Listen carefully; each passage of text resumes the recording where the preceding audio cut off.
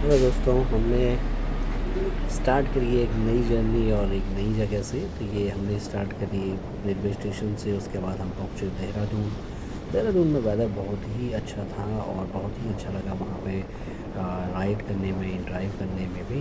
धीरे धीरे हम अपने डेस्टिनेशन की तरफ बढ़े। एक दो दिन वहाँ पे रहने के बाद हम आगे की तरफ बढ़े और जहाँ भी गए वहाँ पे देहरादून के आसपास के जगहों पे बहुत ही अच्छा लगा मुझे। तो मैं रिकमेंड करूँगा आप लोग भी आएँ। ऐसा बहुत ही ज़्यादा हेक्टिक प्रोग्राम बना के मत आएँ। धीरे धीरे चाहे अपने रास्ते को कवर करें और धीरे धीरे उसका एंजॉय करते हुए आगे बढ़ें। क्योंकि अगर आप बहुत ही हेक्टिक करेंगे प्रोग्राम, डायरेक्ट दर्शन करेंगे, कहीं दूर से आएंगे तो फिर नहीं होगा। फिर हम पहुँचे देवप्रयाग और देवप्रयाग बहुत ही सुंदर आत्म अवलोकन और मंत्रमुग्ध कर देने वाला संगम है गंगा नदी का। और गंगा नदी जहाँ से बनती है भागीरथी और अलकनंदा का। इसके बाद फिर हम पहुँच गए पहाड़ों पे ऊपर। वहाँ हम अपने गांव की तरफ पहुँचे। गांव मेरा पहाड़ों पे ही है, इसलिए वहाँ गए फाइनली। और एक दो दिन वहाँ पे रहे। और रहने के बाद, और ये देखिए जो इस समय ये झरना जो दिख रहा है ये बहुत ही बढ़िया खूबसूरत है। ये हमेशा इस तरह ही से ही रहता है और इससे नज़ारा बहुत मनोरम रहता है। बहुत ही आवाज़ फॉल की जो होती है, बहुत आवाज़ आती है यहाँ पे, इसलिए हमने इसको वहाँ थोड़ा म्यूट कर दिया है। और इसके बाद ये देखिए ये रोड है, कितना मस्त मौसम है, बहुत ही अच्छा लग रहा है। आगे जाने में भी आप देखेंगे कि बारिश की हल्की फुल्की बूंदें फुहारें आ रही हैं। तो जब से हमने स्टार्ट की जर्नी तब से थोड़ा बहुत बारिश हर जगह मिल रही है। ये है गांव की, इनको धार बोलते हैं। और ये सारा वेदर है जो हर जगह आपको दिखेगा इस तरह से। जहाँ जहाँ पे आप जाओगे आपको मन मोह लेगा, ऐसा वेदर है। ठंडी भी लग रही है कहीं कहीं पे और कहीं कहीं पे थोड़ा सा गर्म भी हो रहा है जब धूप निकलती है। तो ये आपको अच्छा लगने वाला है बहुत ही ज़्यादा। आप लोगों ने करना ये है कि अपने साथ जहाँ भी यात्रा पे जाएं तो अपने साथ ज़रूरी जो सामान है, ख़ास करके वूलन कपड़े, ख़ास करके मैं कहूँगा विंड शीटर और एक जैकेट जो लाइट वेट हो लेकिन उसमें ठंड एयर टाइट हो, उस तरह की लेके जाएं।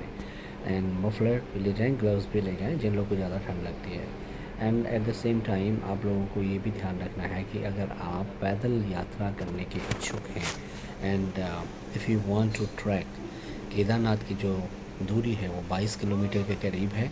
और वो 22 किलोमीटर की दूरी कहीं पे थोड़ा सा समतल है, कहीं पे ज़्यादा चढ़ाई भी है। तो आपको पहली बात तो ये है कि धीरे धीरे चलना है, कदम सधे हुए रखने हैं। बहुत ज़्यादा हड़बड़ी या बहुत तेज़ी से आपको चढ़ाई नहीं करनी है।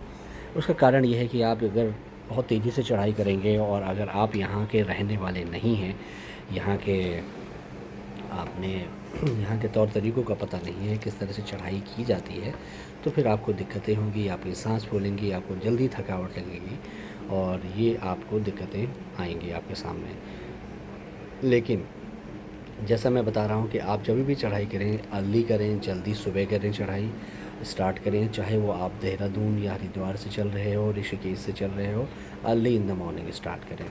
अर्ली इन द मॉर्निंग जितना करेंगे उतना आपको बढ़िया रहेगा। इसी तरह धीरे धीरे हम पहुँच गए हैं यहाँ। और उसके बाद हम जब केदारनाथ की चढ़ाई चढ़ रहे थे तो हमने तो ऑन द वे किया है, ऑन द फुट हम गए हैं। और बहुत ही अच्छा रहा वेदर भी जाने के समय भी। और यहाँ पे जो स्नोफॉल भी, जगह जगह जो बर्फ़ के जमा हुई थी, जो ग्लेशियर टाइप्स के बने हुए हैं, वो हर जगह आपको दिखेंगे। आप लोग को ये ध्यान रखना है कि जो घोड़े हैं और जो खच्चर हैं वो भी आपको यहाँ मिलेंगे। लेकिन आजकल थोड़ी सी दिक्कत हो रखी है, घोड़ों में एक बीमारी हो रखी है कोई एनिमल्स की, उसका फैलने का डर की वजह से अधिकतर जो मालिक हैं वो अभी आए नहीं हैं, वो धीरे धीरे आ रहे होंगे। तो आप लोग को ये ध्यान रखना है कि जब आप चढ़ाई चढ़ें तो बहुत ही सुबह स्टार्ट करें। अपने साथ पानी की बोतल रख लें, एक दो जूस और हल्का फुल्का खाना लें। क्योंकि अगर आप बीच में हैवी खाना लगेंगे तो आपको चलने में भी अच्छा नहीं लगेगा, बिकॉज़ आपका आराम करने का मन करेगा।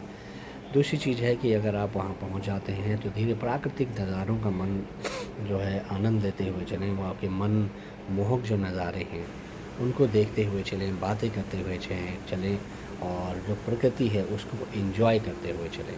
अगर आप केवल उसको एक अ, एक मिशन के लिए रूप में लेंगे कि जहाँ हमको चढ़ाई करनी है और ट्रैक करके पहुँचना है, तो आपको अच्छा नहीं लगेगा। लेकिन अगर आप प्रकृति के साथ चलेंगे, नज़ारों को लेके देखते हुए अपने साथ और उनका एंजॉय करते हुए चलेंगे, तो आपको बहुत ही अच्छा लगेगा। ये मेरी सलाह है, बाकी आप अपने हिसाब से जैसा भी आपको अच्छा लगे कर सकते हैं।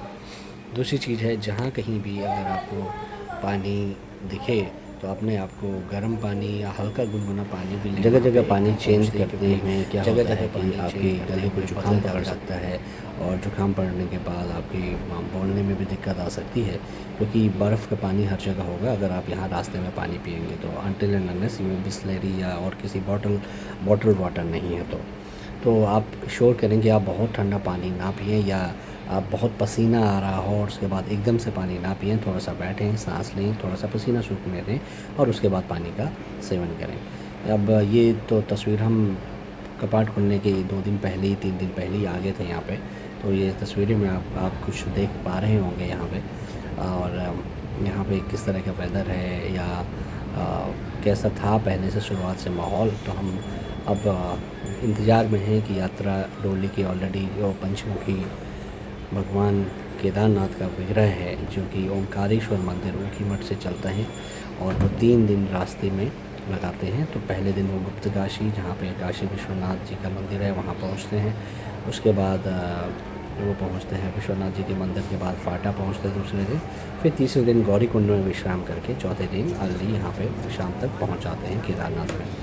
तो आज ये डोली आ गई है। हम सभी लोग यहाँ पे इंतज़ार कर रहे थे गेट में, और गेट पे इंतज़ार करते करते करते बहुत ही भीड़ आई और उसमें इतना ही आनंद, इतना जोश, इतना श्रद्धा, इतना सद्भाव था कि सभी हर्ष विह्वल हो गए।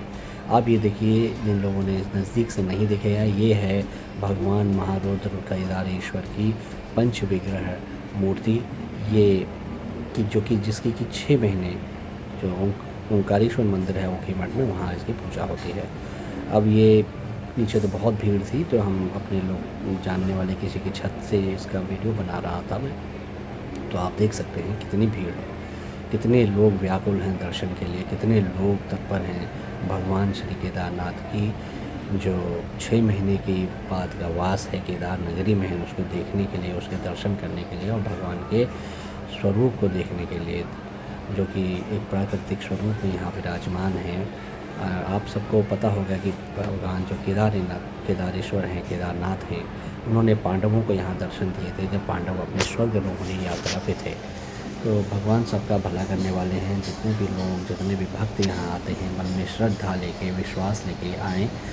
आप से केवल एक सलाह ही है कि जब भी आप आएँ तो अपने मन में आस्था और विश्वास का दर्शन का लेके आएँ। आपको केवल यहाँ पे अगर ये सोच करके आ रहे हैं कि ये एक पिकनिक स्पॉट है या आपको गर्मी से राहत के लिए यहाँ पे ठंड है, यहाँ पे ट्रैकिंग भी हो जाएगी, तो आपको अच्छा लगेगा। एक जिसको कहते हैं कि ट्रिप के तौर पे ले रहे हैं, आध्यात्मिक यात्रा नहीं समझ रहे हैं या धार्मिक यात्रा नहीं समझ रहे हैं, आप इसको एक एडवेंचरस ट्रिप के तौर पे ले रहे हैं, तो आपको वो खास अनुभव नहीं होंगे जो कि अगर आप भक्ति के साथ और भगवान जी के दर्शन करने के लिए आते हैं और मन में भक्ति, मन में श्रद्धा, मन में सबूरी लेके आते हैं, मन में भगवान के प्रति अगाध श्रद्धा रहते हुए भगवान जी के दर्शन करते हैं, तो कोई बड़ी बात नहीं है कि भगवान आपको कहाँ किस रूप में दर्शन दे दें। यहाँ पहुँचने के बाद आप ध्यान रखें कि आपसे कोई भी महत अपराध ना हो यात्रा के दौरान, और यात्रा के बाद भी आप कोई भी ऐसा काम ना करें जो कि आपकी यात्रा के पुण्य फलों को नष्ट करें। जैसे कि कहीं पे भी आप मद्यपान, मांसाहार या कोई भी जो भी हैं वो और भी चीज़ें हैं जो ना करें। इसको कदाचित एक धार्मिक यात्रा के रूप में लें, और आध्यात्मिक यात्रा, धार्मिक यात्रा जहाँ कि आप अपने पुण्य फलों को बढ़ाने आए हैं, भगवान जी के दर्शन करने आए हैं उनकी नगरी में, तो आप वो करें। इसलिए अपने पुण्यों को नष्ट ना करें कुछ भी गलत करके, आप लोगों से हार्दिक विनती है। इस तरह आप लोगों को भगवान जी के दर्शन हो जाएंगे, और भगवान जी के दर्शन अब नियमित रूप से होंगे रोज़ सुबह शाम। मतलब भीड़ तो बहुत है, लाखों लोगों की भीड़ यहाँ से आज हो गई है, और कल से ही और भीड़ बढ़ेगी। तो आप लोगों से विनती है कि आएँ और दर्शन करें। दर्शन श्रद्धा भाव के साथ भगवान जी का करें। भगवान ने आपकी और आपके परिवारों की सुरक्षा करेंगे। भगवान आपको आध्यात्मिक मन की शांति और आपके जीवन में जो भी आपकी कामनाएं हैं उनको पूर्ण करने में आपकी भरपूर आपको आशीर्वाद और आपका मनोरथ बढ़ाएंगे। तो ये रही हमारी यात्रा के वृत्तांत जो हमने देखे हैं, और कुछ अब फ़ोटोएँ मैं डाल रहा हूँ जो कि दर्शन करने के बाद आपको मैंने देखे थे वहाँ पे हम लोगों ने ली हैं। तो ये मेरी पिक्चर्स हैं। आप सभी का इस चैनल को देखने का, वीडियो देखने के लिए धन्यवाद। हम चैनल को लाइक करें, सब्सक्राइब। अगर आपको यात्रा के संबंध में कोई सलाह चाहिए, सहायता चाहिए, या आप किसी परिस्थिति में हो तो please feel free to contact me. Email कीजिए, कमेंट कीजिए और मैं आपके कमेंट का जवाब ज़रूर दूँगा। धन्यवाद।